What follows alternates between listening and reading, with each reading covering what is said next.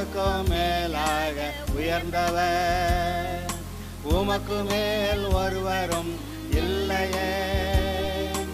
அல்லேலூயா, அல்லேலூயா, அல்லேலூயா, ஆமென்.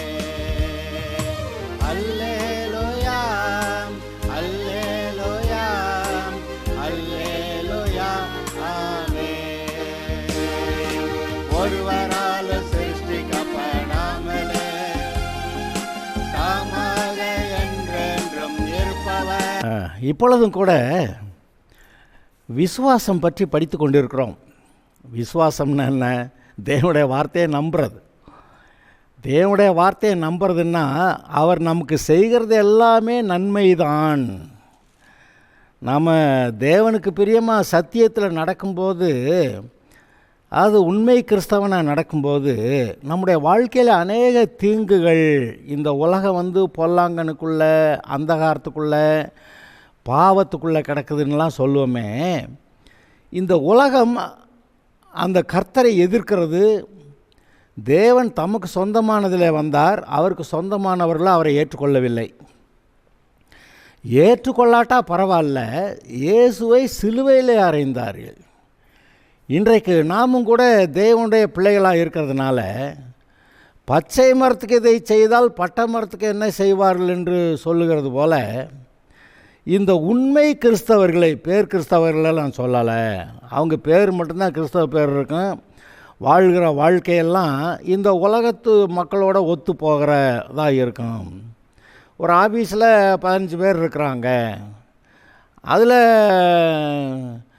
அநேகர் வேறு வேறு ஆள்களாக இருந்தாலும், உண்மை கிறிஸ்தவர்கள் ஒருத்தரோ தப்பித்தவர் 2 பேராக வந்துட்டா, அந்த மீதி எல்லாரும் லஞ்சம் ஊழல்லாம் செய்கிறது போல், பொய் சொல்கிறது போல், இவனும் அந்த மாதிரி லஞ்சம் ஊழல் பண்ணி பொய் சொல்லணும் அப்படின்னு எதிர்பார்ப்பாங்க. அப்படி இவன் அந்த அவர்களோட சேர்ந்து அந்த பாவத்துக்கு ஒத்து போகலைன்னா, இவன் மேலே மொட்டைக்கடதாசி எழுதி இவனை ஏதாவது ஒரு விதத்தில் தண்டித்து வெளியேற்றி விட்ட, நீ கூட இருந்தால் நம்மளை காட்டி கொடுத்துருவான் அப்படின்னு நினைப்பாங்க. அப்போ இந்த உண்மை மனுஷன்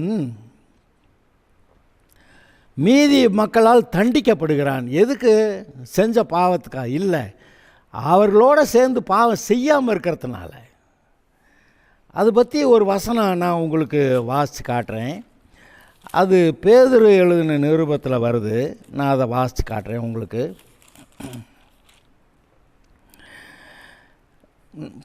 1 பேதுரு 4வது அதிகாரம் 12வது வசனம். பிரியமானவர்களே, உங்களை சோதிக்கும்படி உங்கள் நடுவிலே பற்றி எரிகிற அக்கினியை குறித்து ஏதோ புதுமை என்று திகையாமல், கிறிஸ்துவின் மகிமை வெளிப்படும் போது நீங்கள் கலிகூர்ந்து மகிழும்படியாக அவருடைய பாடுகளுக்கு நீங்கள் பங்காளிகளானதால் சந்தோஷப்படுங்கள். இங்கே இதை கொஞ்சம் நிதானமாக கவனிக்கணும். நான் இன்னும் ஒரு தடவை வாசிக்கிறேன். பிரியமானவர்களே, உங்களை சோதிக்கும்படி. என்ன சோதனை? நீங்கள் தொடர்ந்து சத்தியத்தில் நிலை நிற்பீங்களா? தொடர்ந்து பரிசுத்தம், தேவ நீதி, சத்தியம்னா உண்மை, உண்மைக்கு புறம்பாக போகாமல் இருக்கிறது. தேவன் சத்தியபரர், சத்தியத்தில் ஒரு பொய்யும் உண்டாயிராது என்று நாம் அறிந்திருக்கிறோம். அப்போ இந்த உலகத்தில் எந்த ஒரு இடத்துல வேலை பார்த்தாலும் அங்கே மற்றவர்கள் நம்மையும் சேர்ந்து அவர்களோட கூட அந்த பாவத்துக்கு இழுக்கிறார்கள். அப்படி அவர்களோட சேர்ந்துட்டால் இந்த உலகத்தார் நமக்கு பிரச்சனை பண்ண மாட்டாங்க. ஆனால் முடிவில் நரகம் போகணும். ஆனால் நமக்கு கர்த்தருடைய அழைப்பு இருக்கிறது. நமக்கு தெரிகிறது பிதாவாகிய தேவன் ஒருவரே தேவன். நம்முடைய கர்த்தராகிய இயேசு கிறிஸ்து மட்டும்தான் இரட்சகர். நம்முடைய பாவங்களுக்காக பரிகாரம் செய்தவர் அவர் மட்டும்தான். அதனால் இவரை பின்பற்றுகிறது தான் சரி. நம்முடைய வாழ்க்கையில் பொய், பித்தலாட்டம், பாவங்கள், லஞ்சங்கள், ஊழல்கள், பாலியல் பலாத்காரங்கள், கொலைகள், கொள்ளைகள், இதெல்லாம் எதுவும் வேண்டாம், இருக்கக்கூடாது, வாழ்க்கையில் அப்படியெல்லாம் இருக்கக்கூடாது என்று சொல்லி நாம் கிறிஸ்துவுக்குள்ளாக பரிசுத்தமாய் காத்துக்கொள்ளுகிறோம். அப்படி காத்துக்கொள்ளும்போது அது என்ன நடந்துருது? இந்த உலகத்தில் நீங்கள் இருக்கும்போது ஒரு பெரிய சோதனை. சுற்றியில் இருக்க ஜனங்கள் எல்லாம் என் வீட்டாரே சத்துருக்களாகிறாங்கன்னு போட்டிருக்குல்ல. அப்போ வீட்டாரே நமக்கு சோதனையாக இருக்காங்க. அங்கே நமக்கு நண்பர்கள் பொதுவாக இருக்க மாட்டாங்க. ஏன்னா நீங்கள் தனியாக விடப்பட்டு நிற்கிற ஆளாக இருப்பீங்க. மற்ற எல்லாரும் ஒரு பொய்யோடு சேர்ந்து அப்படி அலைன் பண்ணி போயிடுவாங்க. நீங்கள் மட்டும் அந்த பொய்க்கு இடம் கொடுக்க மாட்டீங்க. நான் சத்தியத்தில் நடப்பேன், நான் பொய் சொல்ல மாட்டேன், லஞ்சம் ஊழலுக்கெல்லாம் போக மாட்டேன், பாலியல் பலாத்காரங்களுக்கு போக மாட்டேன், கொள்ளைகளுக்கு நாங்கள் போக மாட்டோம், அவங்களுக்கு உடந்தையாக இருக்க மாட்டோம், நீ ஒன்றும் செய்ய வேண்டாம்ப்பா கூட இருன்னு சொல்லுவாங்க. அப்படி அந்த மாதிரி காரியங்களுக்கு கூட நின்னாவே உடந்தை தானே, நாங்கள் இருக்க மாட்டேன் அப்படியெல்லாம் சொல்லி நம்ம இருக்கும்போது, சாதாரணமாக எல்லோரும் சேர்ந்து ஸ்ட்ரைக் பண்ணுறப்ப இது இந்த ஸ்ட்ரைக் சரியான காரணத்துக்காக இல்லை, இது சரியில்லை, அதனால் இந்த கூட்டத்தில் நான் சேர மாட்டேன்னா, நீங்கள் ஸ்ட்ரைக்கில் அவங்களோட சேரலைன்னாவே உங்களுக்கு எவ்வளவு பாடுகள் வருது தெரியுமா? அப்போ இதெல்லாம் நீங்கள் சத்தியத்தில் நிற்பீங்களா நிற்க மாட்டீங்களான்னு சோதித்து பார்க்குற ஒரு சோதனையாக உங்களுக்கு வாழ்க்கையில் ஏற்பட்டிருக்கிறது. சரிதானா? பிரியமானவர்களே, உங்களை சோதிக்கும்படி உங்கள் நடுவில் பற்றி எறிகிற அக்கினியை குறித்து இவ்வளவு பிரச்சனை என்னடா அது, நம்ம ஒரு பாவமும் செய்யலை, நமக்கு ஏன் இப்படி பிரச்சனை அப்படின்னு நீ ஒன்றும் ஆச்சரியப்படாத. உங்களை சோதிக்கும்படி உங்கள் நடுவில் பற்றி எறிகிற அக்கினியை குறித்து ஏதோ புதுமை என்று திகையாமல். என்னது, நம்ம ஒரு தப்பும் பண்ணலையே, இது எங்கிட்டு கலந்து இப்படி பிரச்சனையெல்லாம் வந்துச்சு அப்படி நீங்கள் ஆச்சரியப்படுற அளவுக்கு இருக்கும். அதனால தான் இப்போ நான் சொல்கிறேன், நீங்கள் கூடுமான வரைக்கும் நீங்களாக ஒரு சொந்த தொழில் செஞ்சு பிழைக்க ட்ரை பண்ணுங்கள். மற்றவர்களோட கூட சேர்ந்து ஏதாவது செய்யும்போது அவர்களோட சேர்ந்து அந்த குற்றங்களுக்கு நீங்கள் ஒத்து போகலைன்னா உங்களை ஆட்டைக்கு சேர்த்துக்க மாட்டாங்க, ஏதோ ஒரு விதத்தில் கழட்டி விடுவாங்க. அதப்போ நமக்கு நஷ்டங்கள் வரும். நீங்களாக தனியாக ஒரு தொழில் தொடங்கி நடத்துனீங்கன்னா நல்லா இருக்கும்னு நான் பொதுவாக சொல்லுவேன். நான் உங்களை நடுவே பற்றி எறிகிற அக்கினியை குறித்து ஏதோ புதுமை என்று திகையாமல், கிறிஸ்துவின் மகிமை வெளிப்படும் போது நீங்கள் கலிகூர்ந்து மகிழும்படியாக அவருடைய பாடுகளுக்கு நீங்கள் பங்காளிகளானதால். கிறிஸ்துவின் மகிமை வெளிப்படும் போது, கிறிஸ்துவின் மகிமை எப்போ வெளிப்படுது? அவர் சபையை எடுத்துக்கொள்ள வருவார் அப்போ, அல்லது நீங்கள் இந்த பூமிக்குரிய வாழ்க்கையை முடித்து நீங்கள் ஓட்டத்தை முடித்தேன் விசுவாசத்தை காத்துக்கொண்டேன் பரலோகத்துக்கு போகிறீங்களே, அப்போ அங்கே போகிறப்ப அந்த மகிமை உங்களுக்கு வெளிப்படும். கிறிஸ்துவின் மகிமை வெளிப்படும் போது நீங்கள் கலிகூர்ந்து மகிழும்படியாக அவருடைய பாடுகளுக்கு நீங்கள் பங்காளிகளானதால் சந்தோஷப்படுங்கள். இயேசுவே அவருடைய பாடுகள் நிமித்தம்தான் உண்மையாக இருந்து பிதாவாகிய தேவனுடைய சித்தத்தை செஞ்சு அவ்வளவு பாடுகளையும் சகித்து ரத்தம் சிந்தி ஜீவன் கொடுத்தாரே, அந்த பாடுகள்னால அவர் பிதாவாகிய தேவனுடைய வலது பார்சத்தில் உன்னதங்களில் உட்கார்ந்தார். இப்போ நீங்கள் உங்களை சுற்றி எறிகிற இந்த புதுமை என்று நினைக்கிற அந்த அக்கினியை பற்றி நீங்கள் கவலைப்படாமல், சத்தியத்தில் நடப்பேன், பொய்க்கு இடம் கொடுக்க மாட்டேன், அவர்களுடைய பாவங்களுக்கு நான் பங்காளி ஆக மாட்டேன் அப்படின்னு சொல்லி நீங்கள் ஒதுங்கிறதுனால எவ்வளவு பாடுகள் உபத்திரவங்கள் வேதனைகள். அவங்க பேச்சை கேட்டால் அப்படியே நம்ம சாகலாம் போல் இருக்கும், அப்படி பேசுகிறாங்க. அப்படி அவருடைய இயேசுடைய பாடுகளுக்கு நீங்கள் பங்காளிகளானதால் சந்தோஷப்படுங்கள். அதாவது நீங்கள் மற்ற மனுஷர்கள் மாதிரி குற்றம் செஞ்சு அதனால் பிடிபட்டு அடிக்கப்பட்டால் அதில் ஒரு மேன்மை இல்லை. ஆனால் நீங்கள் இயேசுவை உத்தமமாய் பின்பற்றுகிறதுனா என்ன அர்த்தம்? ஒரு பாவமும் இல்லை, கர்த்தருக்கு பரிசுத்தம். இந்த உலகத்தாருடைய பாவங்களுக்கு நாங்கள் பங்காளிகள் ஆக மாட்டோம். ஏன்னா என்ன சொல்லுவாங்க, நம்ம ஒரு 10 பேர் சேர்ந்து ஒரு காரியம் செய்வோம்பாங்க, அதில் தப்பான காரியம் ஒன்று வரும். அதனால் என்ன செய்வோம், எப்பா இந்த கூட்டத்தில் நான் இல்லை, நான் விளைவிக்கிறேன், நீங்கள்லாம் போய் செய்யுங்கன்னு சொல்லுவோம். அப்போ அந்த கூட்டத்தில் இல்லாமல் போகிறதுனாலே இந்த பூமிக்கேற்ற உலகத்துக்கேற்ற சில நன்மைகள் கிடைக்காம போகுது. அது மட்டும் இல்லை, இந்த மீதி ஆட்கள்லாம் உங்கள் மேலே காய்மகாரமாக பார்ப்பாங்க. இவன் மட்டும் பரலோகமா? நம்மெல்லாம் பரலோகம் போக மாட்டோம்னு அவனுக்கு தெரியும். அவங்க எல்லாருக்கும் தெரியும் அவங்கெல்லாம் பரலோகம் போக மாட்டாங்கன்னு. அதனால் அவங்க நம்மளாம் பரலோகம் போக மாட்டோம், இவன் மட்டும் பரலோகம் போகிறான்னா அதுவே அவங்களுக்கு ஒரு கோபமாக இருக்கும். அப்படி அவர்களுடைய அதாவது கிறிஸ்துவோடு கூட செய்ங்க, நீங்கள் பாடுபட்டதுனால நீங்கள் மகிழ்ந்து களி கூறுங்க. ஏன்னா அவர் வெளிப்படும் போது அவருடைய மகிமைக்கு நீங்கள் மகிமை பெறுவீங்கன்னு சொல்கிறாரு. இந்த 2 வசனத்தை திரும்ப வாசிக்கிறேன். பிரியமானவர்களே, உங்களை சோதிக்கும்படி உங்கள் நடுவில் பற்றி எரிகிற அக்கினியை குறித்து ஏதோ புதுமை என்று திகையாமல் கிறிஸ்துவின் மகிமை வெளிப்படும் போது நீங்கள் களி கூர்ந்து மகிழும்படியாக அவருடைய பாடுகளுக்கு நீங்கள் பங்காளிகளானதால் சந்தோஷப்படுங்கள். அந்த மகிமை வெளிப்படும் போது நீங்கள் களி கூர்ந்து அந்த மகிமை, அந்த ஆசீர்வாதம், அந்த நன்மைகளை பெறும்போது இந்த பூமியில் எவ்வளவு பாடுகளோ அதுக்கேற்றாற் போல் பரலோகத்தில் நீங்கள் அவ்வளோ பெரிய சந்தோஷங்களை நீங்கள் பெறுறீங்கன்னு பைபிளில் போட்டிருக்குல்ல. நான் அதை வாசி காட்டுறேன். 2 கொரிந்தியர் 4:17-18. மேலும் காணப்படுகிறவைகளை அல்ல, காணப்படாதவைகளை நோக்கி இருக்கிற நமக்கு அதிசீக்கிரத்தில் நீங்கி போகும் லேசான உபத்திரவம், அதாவது இந்த பூமியில் கிறிஸ்துவுக்காக வாழும்போது உபத்திரவங்கள் வருது. அது சீக்கிரமான அந்த பூமியை விட்டு பூமிக்குள்ளே மட்டும்தான் அந்த உபத்திரவம். அதிசீக்கிரத்தில் நீங்கும் லேசான உபத்திரவம் மிகவும் அதிகமான நித்திய கனமகிமையை நமக்கு உண்டாக்குகிறது. கிறிஸ்துவுக்காக நீங்கள் இங்கே பாடுபடும்போது உங்களுக்கு பரலோகத்தில் நித்திய கன மகிமையை உண்டாக்குகிறது. நீங்கள் கிறிஸ்துவுக்காக எவ்வளவு பாடுபட்டீங்களோ அதுக்கு ஏற்ற அளவில் பரலோகத்தில் உங்களுக்கு நித்திய மகிமை உண்டாகிறது. அதிசீக்கிரத்தில் நீங்கும் லேசான நம்முடைய உபத்திரவம், இது லேசான உபத்திரவம்னு சொல்லிவிட்டார். இயேசு பட்ட பாடுகளை போல் யாரும் அப்படி பாடுபட முடியாது. நமக்கு ஒரு லேசாக ஏதோ சில காரியங்களை பாடுகளை அனுமதிக்கிறார். நாம் தாங்கத்தக்கதா. மனுஷருக்கு நேரிடுகிற சோதனையின்றி வேறு சோதனை உங்களுக்கு நேரிடவில்லை. அப்படியே சோதனை வந்தாலும் கூட சோதனைகளை ஜெயிக்க அல்லது சோதனையிலேருந்து தப்பிக்கொள்ள நமக்கு ஒரு வழியை உண்டாக்குறாருன்னு அங்கே நீங்கள் வாசிக்கிறீங்க.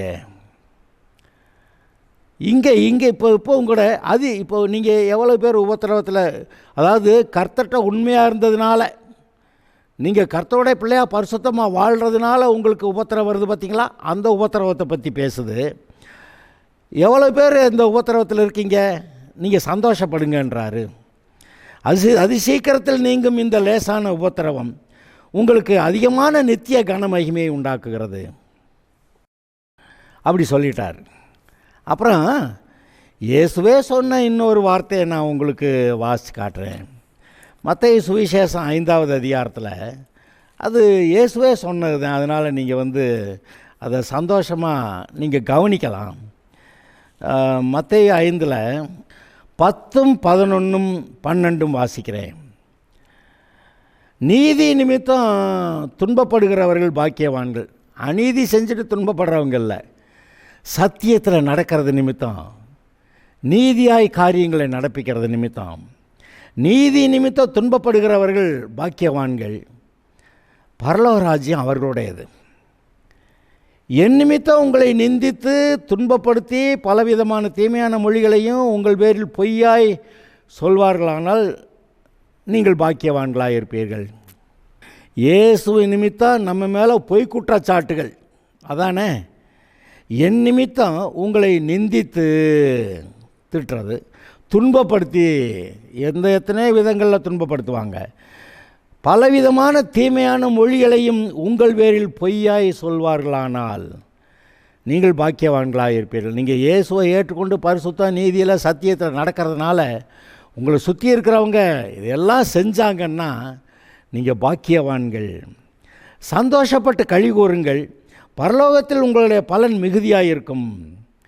உங்களுக்கு முன்னிருந்த தீர்க்கதரிசிகளை அப்படியே துன்பப்படுத்தினார்களே. அப்போ உங்களுக்கு முன்னிருந்த தீர்க்கதரிசிகளை கூட இப்படி தான் துன்பப்படுத்தினாங்க. இப்போ உங்களுக்கு அது மாதிரி துன்பம் வருது. இயேசு அது மாதிரி துன்பப்பட்டார். அவர் இப்போ தேவனுடைய வலது பாரத்தில் வீற்றிருக்கிறாரு.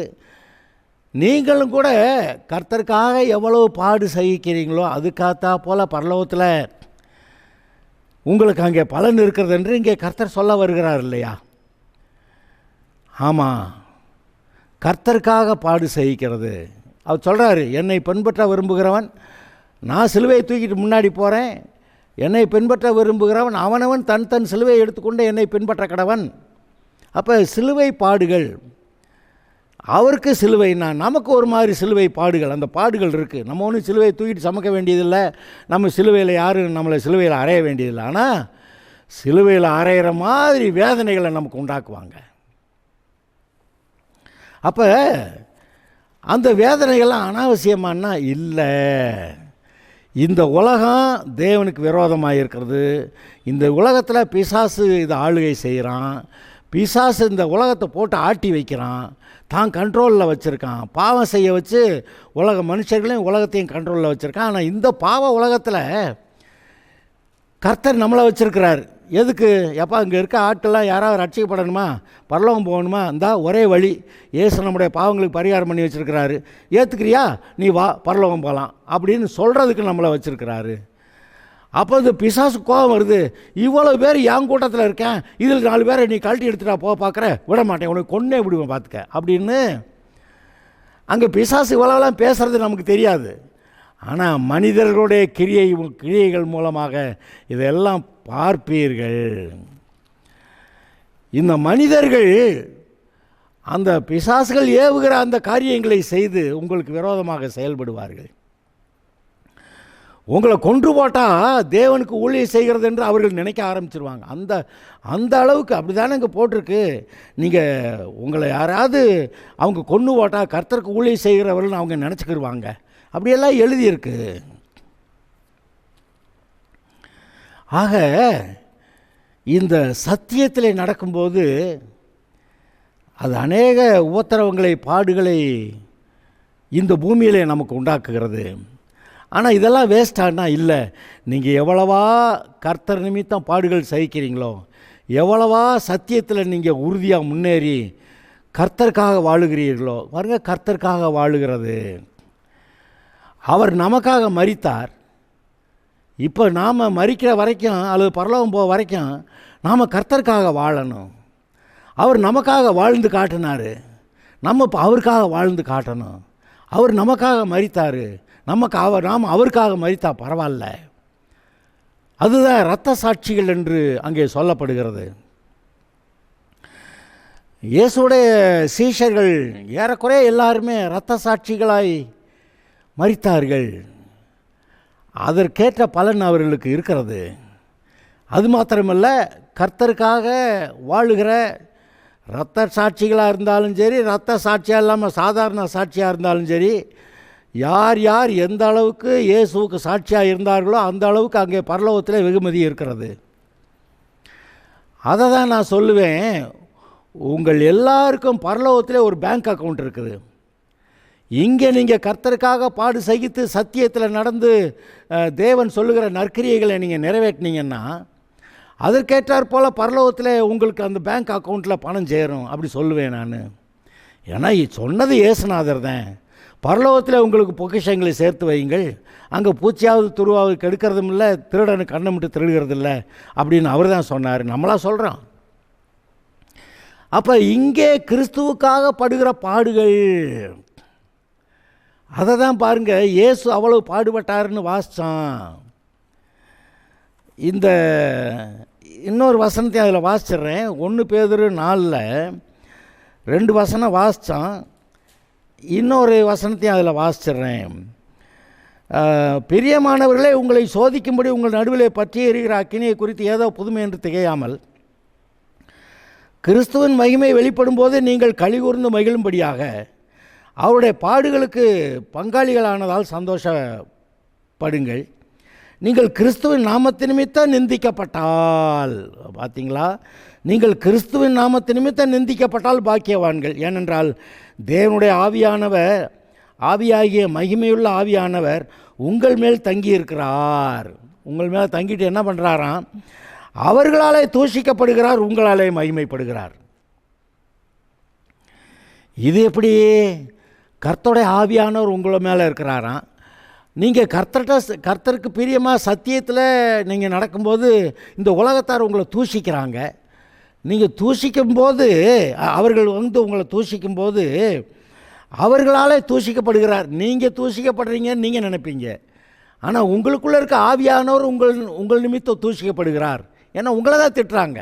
ஆனால் இவர் உங்களோட கூட இருக்கிறார். அவர் நம்மோட கூட இருக்கிறதுனால தான் நம்ம சத்தியத்தில் நடக்க முடியுது. அப்போ இந்த உலகத்தார் எல்லாரும் நீங்கள் சத்தியத்தில் நடக்கிறது நிமித்தம் உங்களை தூஷிக்கிறார்கள், ஆனால் உங்கள் நிமித்தம் அவர் மகிமைப்படுகிறார். இந்த வரியை பார்த்தீங்களா? அவர்களாலே தூஷிக்கப்படுகிறார், உங்களாலே மகிமைப்படுகிறார். அடுத்த 2 வசனத்தை வாசிச்சிடுறேன். ஆகையால் உங்களில் ஒருவனும் கொலைபாதகனாவது, திருடனாயாவது, பொல்லாங்கு செய்கிறவனாயாவது, அந்நிய காரியங்களில் தலையிட்டு கொண்டவனாயாவது பாடுபடுகிறவனாக இருக்கக்கூடாது. ஒருவன் கிறிஸ்தவனாக இருக்கிறதுனால் பாடுபட்டால், ஒருவன் உண்மை கிறிஸ்தவன் அப்படி வச்சுக்கோங்க. பேர் கிறிஸ்தவங்க ஏகப்பட்ட பேர் இருக்கிறாங்க. வாழ்க்கையெல்லாம் பார்த்திங்கன்னா கிறிஸ்தவர்கள் அல்லாதவர்கள் போல வாழுவாங்க. ஒருவன் கிறிஸ்தவனாக இருப்பதால் பாடுபட்டால் வெட்கப்படாமல் இருந்து அதன் நிமித்தம் தேவனை மகிமைப்படுத்த கடவன். ஆமாம், கிறிஸ்துவுக்காக நீங்கள் பாடுபட்டீங்கன்னா நீங்கள் கிறிஸ்துவை மகிமைப்படுத்துகிறீங்க. இயேசு பிதாவாகிய தேவனுக்காக அவ்வளவு பாடுகள் சகித்தார். அதனால் இந்த உலக மக்களால் தூஷிக்கப்பட்டார், ஆனால் தேவனுக்கு மகிமையாக இருந்தார்.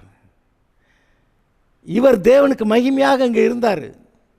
அதுபோல் இன்றைக்கு நீங்கள் கிறிஸ்துவுக்கு மகிமையாக இங்கே இருக்கலாம். அதை தான் சொல்ல வர்றாரு. ஏதோ கிறிஸ்தவ வாழ்க்கையில் வரக்கூடிய பாடுகள் எல்லாம் வேஸ்ட்டுங்க. நோ, நீங்கள் சத்தியத்தில் நடக்கிறதுனால, கிறிஸ்துவை பின்பற்றுகிறதுனால இந்த உலகம் பொல்லாங்கான காரியங்களை, தீமையான மொழிகளை, பலவிதமான தீமையான மொழிகளை உங்கள் மேல் பொய்யாய் சொல்வார்களானால் நீங்கள் பாக்கியவான்கள். எங்க கண்டபடி வைகிறாங்க, கண்டபடி நமக்கு பிரச்சனை பண்ணுறாங்க. ஆனால் நீங்கள் உண்மை கிறிஸ்தவராக இருந்து பாடுபட்டீங்கன்னா நீங்கள் பாக்கியவான்கள். ஆக இதில் கவனமாக இருப்போமாக. ஏதோ நம்ம சோர்ந்து போகக்கூடாதுங்கிறதுக்காக இவையெல்லாம் எழுதப்பட்டிருக்கிறது. இப்போ இங்கே இந்த எபிரேயர் 12 சில வசனங்களை வாசித்தோம். அதை நான் மறுபடியும் உங்களுக்கு நான் வாசிக்கிறேன். எபிரேயர் 12 இயேசுவானவர் எப்படி பிதாவின் நிமித்தம் பாடுகளை சகித்து தனக்கு முன்பு வைக்கப்பட்டிருந்த அந்த சந்தோஷத்தின் பொருட்டு பிதாவாகிய தேவனை மகிமைப்படுத்துறதுக்காக பிதாவுடைய சித்தத்தை சிலுவையில் செய்து கொண்டிருந்தாரே, அவரை நினச்சிக்கங்க. நீங்களும் உங்களுக்கு அது மாதிரி பாடுகள் வரும்போது நீங்களும் அதை நினச்சிக்கங்கன்னு சொல்லிட்டு தான் தொடர்ந்து இந்த பூமியில் சிட்சிக்கப்படுகிறதை பற்றி தொடர்ந்து அதில் வருது. இது கொஞ்சம் கடின உபதேசம் மாதிரி தெரியுது. உண்மையாக கர்த்தருக்காக வைராக்கியம் பாராட்டுறவங்க எவ்வளோ பாடு வந்தாலும் சகிப்பாங்க. கர்த்தருக்காக நான் இவ்வளோ சகிக்கிறேன்னு சொல்லிட்டு சந்தோஷமாக சகிப்பாங்க. அழுதுகிட்டு கண்ணீர் விட்டுக்கிட்டு ஐயோ இப்படி பாடாகி போச்சே, ஐயோ இப்படி பாடாகி போச்சே, அப்படி இல்லைங்க. கிறிஸ்துவுக்காக நாங்கள் இதை சகிப்போம் என்று தைரியமாய் சந்தோஷமாய் அந்த பாடுகளை ஏற்றுக்கொள்வார்கள். நான் வாசிக்கிறேன், அந்த வசனங்களை திரும்ப வாசிக்கிறேன், அது உங்களுக்கு ஞாபகம் இருக்கட்டும். மேகம் போன்ற திரளான சாட்சிகள் நம்மை சூழ்ந்து கொண்டிருக்க பாரமான யாவற்றையும் நெருங்கி நிற்கிற பாவத்தையும் தள்ளிவிட்டு விசுவாசத்தை துவக்குகிறவரும் அதை பூர்ணப்படுத்துகிறவருமாகிய இயேசுவை நோக்கி நமக்கு நியமித்திருக்கிற ஓட்டத்தில் பொறுமையோடு ஓடக்கடவோம். இப்போ நம்ம உண்மை கிறிஸ்தவர்கள், பரிசுத்தவான்கள், தேவனுடைய பிள்ளைகள், நம் ஒவ்வொருவருக்கும் ஒரு ஓட்டத்தை கர்த்தர் நியமித்திருக்கிறாரே, அந்த ஓட்டத்தில் பொறுமையோடு ஓடக்கடவும். ஏன் பொறுமையோட? நிறைய பாடுகள், தடைகள், எதிர்ப்புகள், துன்பங்கள். ஆனால் அந்த ஓட்டத்தை ஓடணும், பொறுமையோடு ஓடுவோமாக. இயேசு தனக்கு முன் வைத்திருந்த சந்தோஷத்தின் பொருட்டு, ஏன்னா தேவனுடைய வலது பாசத்தில் போய் உட்காரலாம், அந்த சந்தோஷத்தின் பொருட்டு அவமானத்தை எண்ணாமல், கீழே இந்த ஆள்கள்லாம் எவ்வளோ துப்புனாங்க, கன்னத்தில் அடித்தாங்க, ராஜான்னு சொல்லிக்கிட்டு கிரீடம் வைக்கிறேன்னு முள்முடியில் வச்சாங்க, எவ்வளோ கேவலமான தலையை துலுக்கிக்கிட்டு எல்லாம் பேசுனாங்கன்னு நீங்கள் கேட்குறீங்களே. அவமானத்தை எண்ணாமல் சிலுவையை சகித்து தேவனுடைய சிங்காசனத்தின் வலது பாரத்தில் வீற்றிருக்கிறார். ஆகையால் நீங்கள் இழைப்புள்ளவர்களாய் உங்கள் ஆத்துமாக்களில் சோர்ந்து போகாதபடிக்கு, மனசு உடஞ்சு போயிடாத அப்படின்றார். உங்கள் ஆத்துமாக்களில் சோர்ந்து போகாதபடிக்கு அவர் தமக்கு விரோதமாய் பாவிகளால் செய்யப்பட்ட இவ்விதமான விபரீதங்களை சகித்தாரே, அதை நினைத்து கொள்ளுங்கள். இயேசு விபரீதங்களை ட்ரெஸ் அவுத்து விட்டாட்டாங்கங்க, நிர்வாணமாக சிலுவையில் ஏற்றிட்டாங்கங்க. நம்ம பாவத்தினாலே மனிதனுக்கு உண்டான நிர்வாணமாக அதனால் உண்டான அவமானம். இங்கே பாருங்கள், மனுஷன் சிருஷ்டிக்கப்பட்ட போது அவன் நிர்வாணியாக தான் இருந்தப்படலை. ஆனால் பாவம் வந்தவுடனே வெட்கம் வந்துருச்சு. பாவத்தினால் உண்டான வெட்கம், அந்த பாவத்தினால் உண்டான வெட்கத்தையே நமக்கு போக்கணுமானா அந்த வெட்கத்துக்கான பாவத்துக்கான தண்டனையை அவர் அனுபவிக்கணும். அதனால் அவர் நமக்காக அங்கே நிர்வாணமாக சிலுவையில் ஏற்றப்பட்டாருன்னு பார்க்குறீங்க. அப்போ இவ்விதமான விபரீதங்களை சகித்து அவரே நினைத்து கொள்ளுங்கள்னு சொன்னால் சரிதானே? பாவத்துக்கு விரோதமாய் போராடுகிறதிலே ரத்தம் சிந்தப்படத்தக்கதாக நீங்கள் இன்னும் எதிர்த்து நிற்கவில்லையே. அன்றியும் என் மகனே, கர்த்தருடைய சிட்சையை அற்பமாய் எண்ணாதே, அவரால் கடிந்து கொள்ளப்படும் போது சோர்ந்து போகாதே. இப்போ நாம் கர்த்தருடைய பிள்ளைகளாக வாழ்கிறோம், ஆனால் இப்போ பாவங்களுக்கு போகிறதில்ல. ஆய்களும் கூட சில மிஸ்டேக்ஸ் நம்முடைய வாழ்க்கையில் வந்துடுது. மிஸ்டேக் வந்தோடனே லேசாக தட்டுறாரு. அவருடைய கோலும் தடியை நம்மை தேற்றும்னு எழுதியிருக்கு. அவருடைய கோலும் தடியை நம்மளை ஒழுங்கான பாதையில் போக வைக்குதுன்னு புரிஞ்சுக்கணும். அப்போ ஒரு மேய்ப்பன் நம்மளோட இருந்து ஒரு ஆடு எங்கேயாவது வேறு எங்கேயாவது ஓட பார்த்தா, வேலி தாண்ட பார்த்தா, இந்த மேய்ப்பனுடைய கோல் ஒரு தட்டி அது நம்மளை மந்தையோடு சேர்ந்து மொத்தமாக ஒரு இடத்துல மேய விடுவான். அப்போ நாம் தப்பு பண்ணுறப்ப நம்மளே 2 டோஸ் விட்டு நம்ம 2 அடி கொடுத்து நம்மளை சரி பண்ணுறாரு. நான் கேட்குறேன், உங்கள் பிள்ளைகளை நீங்கள் கண்டிக்கிறது இல்லையா? ஏன் கண்டிக்கிறீங்க? உங்கள் பிள்ளைய நல்ல பிள்ளையாக வளர்க்கணும். ஆனால் வாழ்க்கையில் பிள்ளைகள் வளரும்போது சண்டித்தனம் அங்கே ஏதாவது செய்ய தான் பண்ணுறாங்க. ஆனால் அந்த சண்டித்தனத்தில் நீங்கள் விட்டுருவீங்களா? விட மாட்டீங்க. சண்டித்தனத்தில் விட்டால் பிள்ளை கெட்டு போயிடும். ஆனால் அதை கண்டிக்கணும். அதுக்கு 2 டோஸ் விட்டு 2 அடி போட்டு அதை ஒழுங்குபடுத்தணும். அப்போ தான் அது உண்மையான மகிமையான ஆசீர்வாதமான வாழ்க்கைக்குள்ளே வரும். அப்போ பரலோக பிதாவும் நம்மை சற்று கண்டிக்கிறார். அதாவது நம்ம யார் பர்ஃபெக்ட்டு? யாருமே பர்ஃபெக்ட் இல்லை. அப்போ எங்கே சின்ன மிஸ்டேக்ஸ் நம்முடைய வாழ்க்கையில் வரும்போது அங்கே 2 தட்டி நெழுவெடுக்கிறதுன்னு சொல்லுவோம்ல, அது மாதிரி நம்ம பாத்திரமாக இருந்தால் நம்ம நெளிஞ்ச பாத்திரமாக இருக்கக்கூடாது. அதனால் நம்ம நெழுவெடுப்பார். நம்ம அழுக்கு வந்துருச்சுனாக்கா அக்கினியில் போட்டு நம்மளை கொஞ்சம் சுத்தம் பண்ணுவார். அந்த பொன் வெள்ளி வேலை செய்கிற ஆள் அக்கினியில் போட்டால் தான் அதை சுத்தமாக்கி அவன் கேட்குற மாதிரி நம்மளை அந்த நகையை செய்ய முடியுது. அதுபோல் நம்மை அவர் விலை உயர்ந்த ஒரு பாத்திரமாக நம்மை மாற்றணுமானா நெழுவிச்சு போனதெல்லாம் வச்சு ஒன்றும் செய்ய முடியாது. நெழுவு எடுக்கணும், அதில் அழுக்கு இருந்தால் அழுக்கெல்லாம் போக்கணும். அதுக்காக அவர் நமக்கு சில சிக்ஷைகளை கொடுக்குறாரு. அதனால் அன்றியும் என் மகனே, கர்த்தருடைய சிக்ஷையை அற்பமாக எண்ணாதே, அவரால் கடிந்து கொள்ளப்படும் போது சோர்ந்து போகாதே. கர்த்தர் எவனிடத்தில் அன்பு கூறுகிறாரோ அவனை அவர் சிட்சித்து தாம் சேர்த்து கொள்ளுகிற எந்த மகனையும் தண்டிக்கிறார்னு போட்டிருக்காங்க. கண்டிக்கிறார் என்று நான் உங்களுக்கு பிள்ளைகளுக்கு சொல்லுகிறது போல உங்களுக்கு சொல்லியிருக்கிற புத்திமதியை மறந்துட்டீங்களா? மறக்காதீங்க. வாழ்க்கையில் நாம் அதாவது மிஸ்டேக்கே இல்லாமல் இருந்தால் பரிசுத்தாவியில் நிறைஞ்சிருவான். அப்போ பரிசுத்தாவியில் நிறைஞ்சிருக்கிறதுனால அந்த பிசாசை அந்த வல்லமையில் போட்டு ஒழிச்சு கட்டிடுவான். ஆனால் ஏதாவது 1-2 மிஸ்டேக் வந்தோன்னே பரிசுத்தாவியில் நிரம்ப முடியல. அப்போ அந்த பிசாசு நம்மளை போட்டு ஏதாவது ஒரு விதத்தில் தாக்கிடுது, நமக்கு சோர்ந்து போகுது. ஆனால் சோர்ந்து போகாத, எழுந்துரு, கர்த்தருக்குள்ளே நீ எழும்பி பிரகாசி அப்படின்னு கர்த்தர் சொல்கிறாரு. நீங்கள் சோதனையை சகிக்கிறவர்களாக இருந்தால் தேவன் உங்களை புத்திரராக எண்ணி நடத்துகிறார். தகப்பன் சிட்சியாத புத்திரன் உண்டோ அப்படி எழுதியிருக்கு. அப்போ கர்த்தர் சிட்சிக்கிறாருன்னா நம்மளை பிள்ளையார் நினச்சி தான் சிட்சிக்கிறாரு. தெருவில் போகிறவனை நம்ம யாராவது ஒழுங்குபடுத்துறதுன்னு அடிக்க மாட்டான். கர்த்தரை அடிக்க மாட்டார். அவர் பிள்ளைகளை மட்டும்தான் சிட்சிக்கிறாரு. நீங்கள் உங்கள் பிள்ளைகளை மட்டும்தான் அடித்து சரி பண்ணுறீங்க. அதுபோல் கர்த்தர் தாம் பிள்ளைகளை மட்டும்தான் அடித்து நம்மளை ஒழுங்குபடுத்துகிறாரு. இதில் நீங்கள் பாக்கியவான்கள் தானே. Okay, God bless you.